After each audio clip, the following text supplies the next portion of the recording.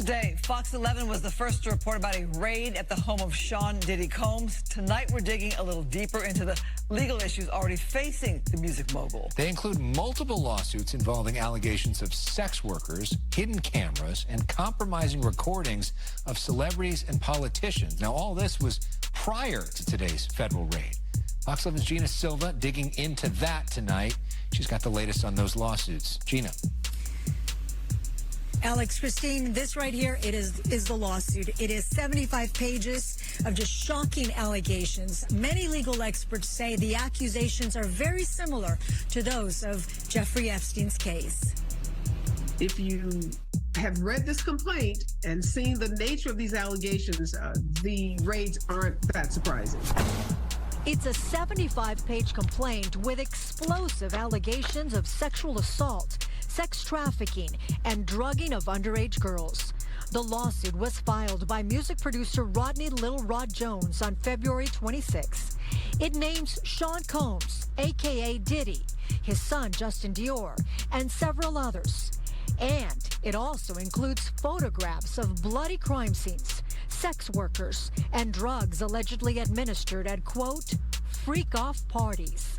It's clear that the allegations, again, in this complaint, many of them rise to the level of criminal conduct where you would expect to see some kind of criminal investigation taking place. Civil rights attorney Ariva Martin is not connected to this case. She is serving as a legal analyst. If even a handful, not the entire complaint of allegations, but even if a handful of these allegations are true, they mean trouble for Sean Combs. Jones lived and traveled with Diddy for 13 months. The complaint states Mr. Jones was sexually harassed and assaulted by Mr. Combs. It also states Mr. Combs required Mr. Jones to solicit sex workers. The complaint goes on to claim Diddy has hidden cameras in every room of his homes and that there are recordings of celebrities, music label executives, politicians, and athletes in compromising positions. The number of celebrities who come up in this lawsuit who, according to this plaintiff, were involved in or have information about some of this really salacious and allegedly criminal conduct on the part of Sean Combs. The lawsuit refers to Diddy's chief of staff as Ghislaine Maxwell, who was found guilty of recruiting underage girls for Jeffrey Epstein. Seen these cases before with high-powered, affluent individuals. But again, at this point, these are allegations, and perhaps we will see this matter move from civil to criminal. Earlier this year, Diddy's former longtime romantic partner, Cassie Ventura, accused him of rape, sex trafficking, and physical abuse. After Diddy settled that case, other women filed similar lawsuits. Diddy posted his Enough is Enough statement on Instagram, where he strongly denied all the allegations against him. Again, just really serious allegations that clearly rise to the level of criminal conduct, if true. Now, there are many other serious allegations in the lawsuit. We also contacted Diddy's attorney, Sean Hawley, for comment. She did not get back to us. Alex, Christine, I'll send it back to you.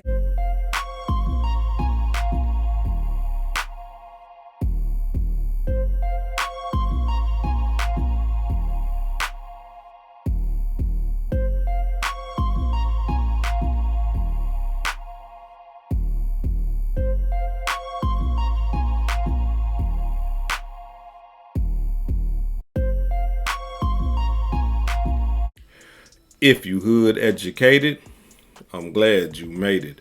Allow me to unfold my knowledge, wisdom, and understanding from a hood brother's point of view to all of you here, there, and everywhere. Now check me out. Before we get into this demonstration, there's one thing that we gotta understand, right? The southern district of New York, right? Some of y'all probably saying hood educated. What does that mean? We don't care about the Southern District of New York. We all the way over here. What this got to do with anything? Listen, the prosecution The prosecutors in the Southern District of New York, hands down, some of the most aggressive prosecutors in the United States of America. And let me explain to you why. Usually when the Southern District of New York touch a case, they getting convictions. For an example, the mob. Y'all remember the mob, how the mob was running things from the 20s all the way to the 80s and the 90s. And, you know, they was just, I'm talking about untouchable. Guess who brought down the mob? The Southern District of New York. All these gang ricos. The Southern District of New York. Casanova. The Southern District of New York. 6ix9ine, the Southern District of New York. And look, I can go on, right? R. Kelly, the Southern District of New York. Like, these people, these prosecutors spearhead a lot of major cases. And I'm talking about, from my understanding, I don't know of one that they lost. Anytime the Southern District of New York touch something, there's going to be convictions. And guess who is spearheading P. Diddy's whole case? The Southern District of New York. It's not looking good, y'all. I understand, like, you know, we want to be balanced. I understand that, you know, everybody deserves their day in court. Which he does, which P. Diddy does, just like anybody else, regardless of all the allegations and all that. He deserves his day in court. But the Southern District, when they come, it's not a good look. Let's think about it. Everybody that I just named went down by the Southern District of New York. Them prosecutors right there is some of the most aggressive when it comes to criminal convictions. They nothing to be played with. So now let's jump into the demonstration. As y'all can see, right, Lil Rod's lawsuit has kicked up all this dust. And let me explain to you why. With the Cassie demonstration, he settled out. Okay, that was hush hush. The other few girls that put their lawsuits in, you know, he even got tough and came out. Enough is enough. Y'all finna quit. You know, P. Diddy even got tough when them other two. But when Lil Rod came out, it went a little deeper.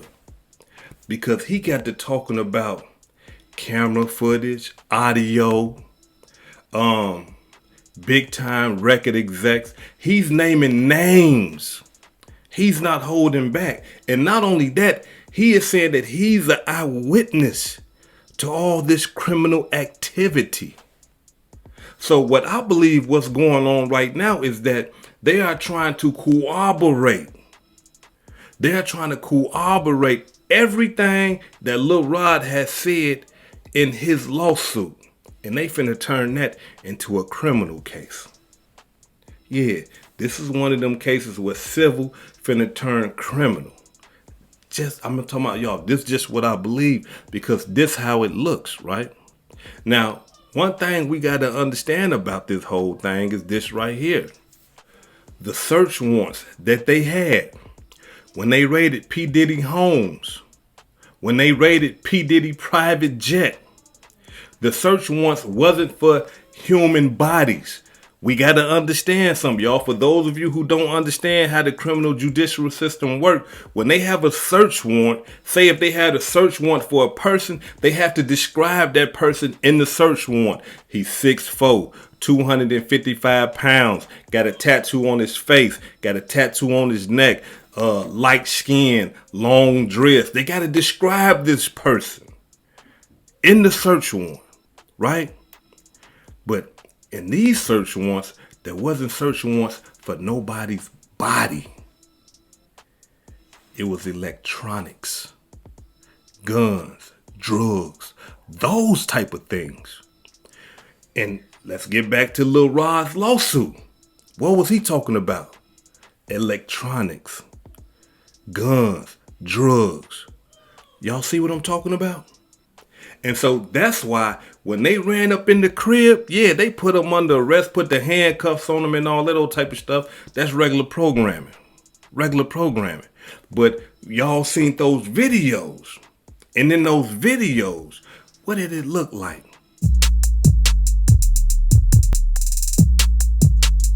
It didn't look like something that we normally see when the police come and raid a crib.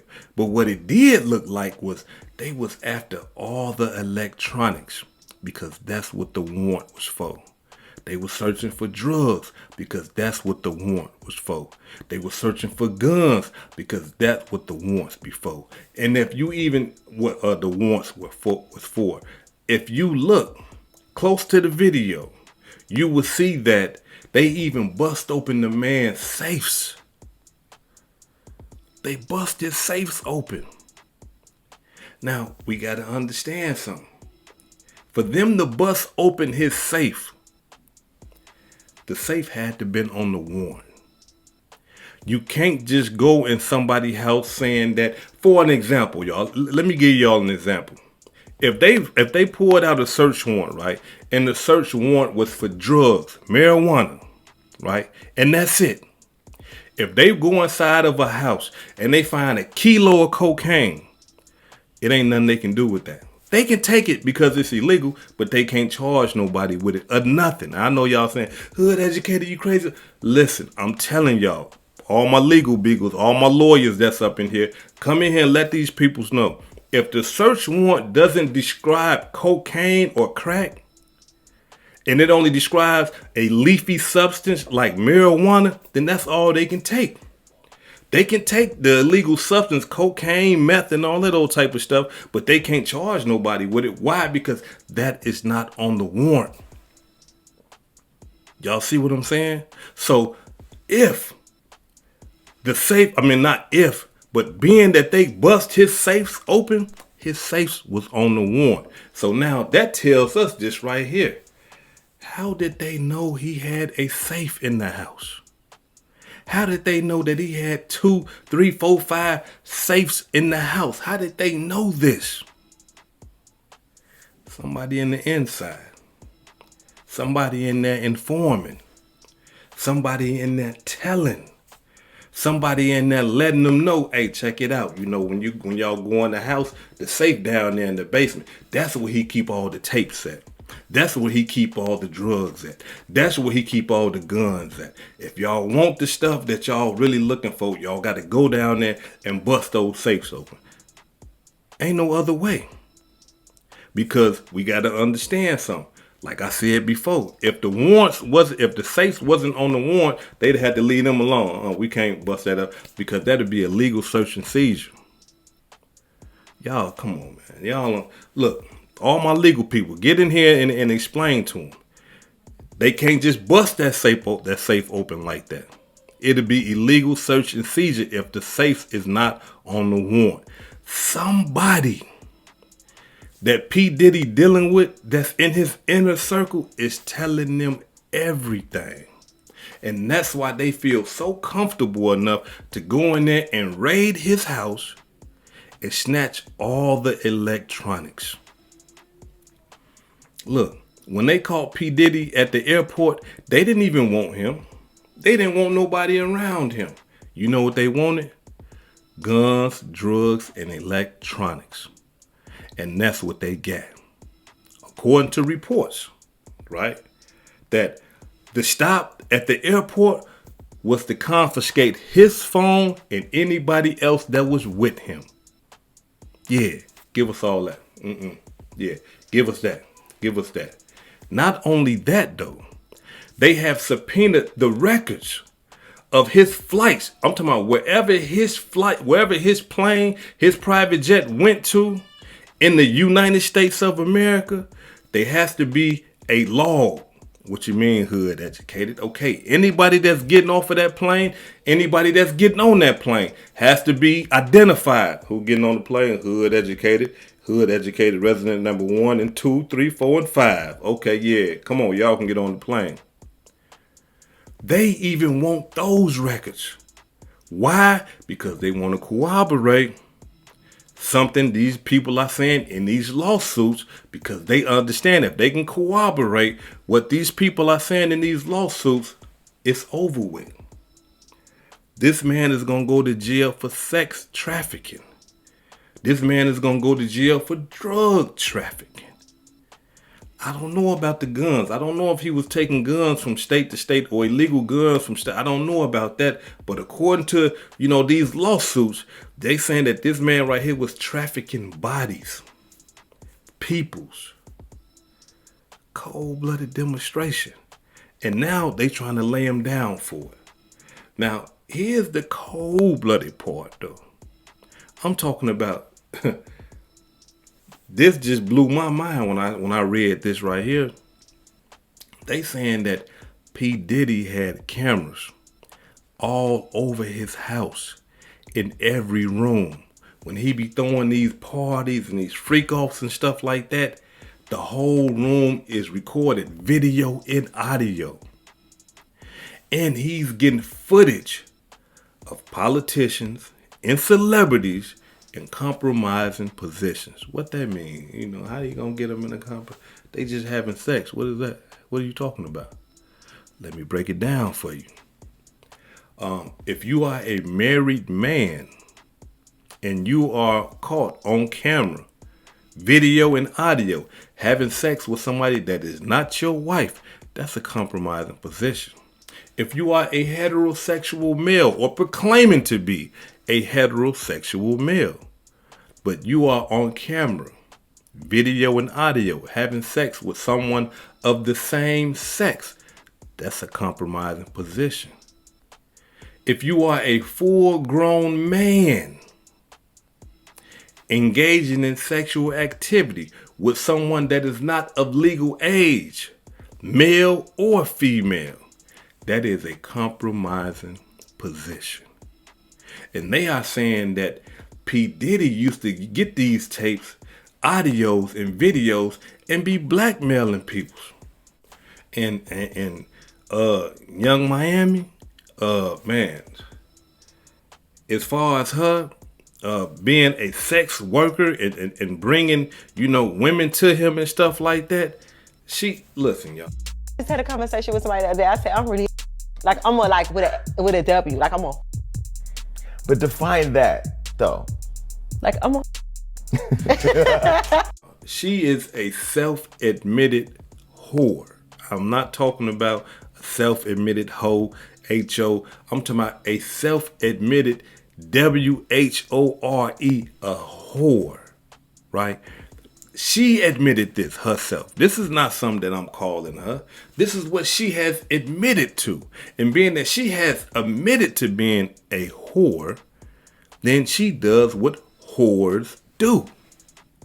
And that's sell sex for money.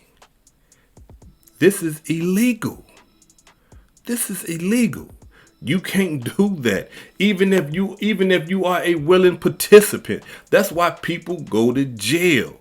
It don't matter. You can say, hey, yeah, me and her decided we wanted to have sex and I paid her $100. They're going to be like, man, you can't do that, bro. That's against the law. People go to jail for that all the time. And she is a self-admitted whore. So being that she has admitted this on camera, on rap songs, and this guy, Lil Rod, is saying that she was the one that was bringing the women and stuff like that, state to state. There's a federal sex trafficking crime right there. There it is. Regardless if her and Diddy agreed upon it. Pimps and hoes agree upon pimping and hoeing all day long. Come on now. Come on. But what happened when it all go down? The pimp go do 900,000 years in the penitentiary, even though his hoes wanted to sell sex for him. It don't matter. So with her being who she being and being around P. Diddy, hey, come on, man. They putting it all together. They corroborating these lawsuits. That's what they doing in order for them to establish their criminal convictions. Now we got the boy, what's his name, Brandon. We got him. You know, the one that supposed to be his drug mule. Come on, y'all think he gonna stand down? Y'all think he gonna be 10 toes down, or y'all think old Brendan gonna tell the truth on P. Diddy? Now, allow me to say this right here. A lot of people has counted him out, but this one thing that I can say about Brendan. He has already admitted that the drugs that they found is his. So with him admitting that, you know what I'm saying, I got to give you some props. Because it wasn't like, they found some drugs and he was like, nah, that's, because people do that. Nah, I don't know who drugs it is. He already said, nah, look, that's mine right there. You know what I'm saying? Like, nah, you ain't got to put that on nobody. That's why he was the one arrested, because he came out and said, no, those are my drugs. That's why you see him getting in the back of the police car handcuffed, because he's the one saying that, nah, hey, look, the drugs y'all found, that's mine. Dude might be stand up, but I mean, time gonna tell. But dude might be stand up. A lot of the times when this type of stuff go down, it always be the person that you didn't believe would be the stand up one. And it always be the person that you thought who was the stomp down gangster killer, shut his mouth up, ain't gonna never say nothing to the police, be the main one telling the whole truth and nothing but the truth. Allow me to say this right here before I depart. This is a sad situation, man. This is a sad situation, because here it is. All P. Diddy had to do is pay that boy. That's all he had to do. All he had to do was pay Lil Rod his money. Instead, he wanted to dog him like he did all the rest of his artists. And Lil Rod played the position. I'm going to play dumb. I'm going to act stupid. Yeah, you want me to sit up here and watch you have sex with people? All right, cool. I'm going to record it. Yeah. Oh, you want me to sit up here and sit in the bathroom while you get naked and take showers, and you want me to stand right here and have conversations with you because that's a part of my job? Okay, all right, yeah, I'm going to do it. I mean, Lil Rod, boy, you ain't nowhere in the hell. But hey, look, ain't nowhere. Look, man, no. Hell no. I don't, man, please. We gonna be tussling up in there for you to even come at me like that. But these are the things that Diddy had Lil Rod doing. And then he had him making the music for him. And then he didn't want to pay the boy for the music. And then he wanted to take all the percentage of the boy's royalties and publishing and the masters and all that old type of stuff. And basically just use him for everything and then X'd him out. And this boy right here, while Diddy was planning, this boy right here was planning the whole time too. And it looks like he might have won. This is Hood Educated, not Lane Related. Peace and love, and y'all take care of yourself out there. If I said anything that caused you to think, hit that like button and subscribe to the channel if you're not subscribed already. And if you're feeling generous, please make a small donation to the channel. Now, before I depart, allow me to give a shout out to some of the blessings that I received this week. Allow me to give a shout out to Sean Walker for the $4 Cash App. I really appreciate that. Max Kirk for the $25 Cash App. Thank you. Marlon Cunningham for the $40 Cash App. Thank you, Marlon. I appreciate that. Akeem Matthew for the $15 Cash App. Thank you. Lakia Lewis for the $1 Cash App. Thank you, Lakia. I appreciate that. Jay Jackson for the $25 Cash App. Thank you, brother. I appreciate that. Anthony Barkley for the $4.99 Cash App. Daddy Black for the $5 Super Thanks. Julian Hunter for the $10 Super Thanks. And Jay Jackson for the $25 Super Thanks. Thank you all. I really appreciate y'all love and support. This is Hood Educated, not Lane Related. Peace and love. And y'all take care of yourself out there.